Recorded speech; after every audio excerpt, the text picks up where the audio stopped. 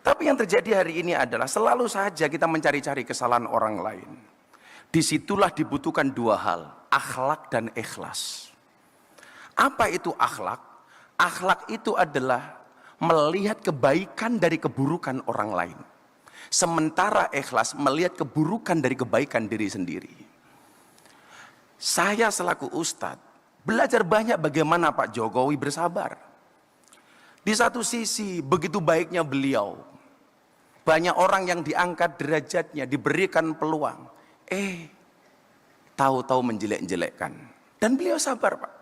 Maka mohon maaf, dalam peribahasa Arab agak kasar, mohon maaf, disampaikan.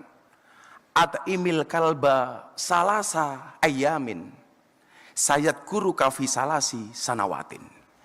Berikanlah makan kepada anjing 3 hari, maka dia akan mengingatmu selama 3 tahun.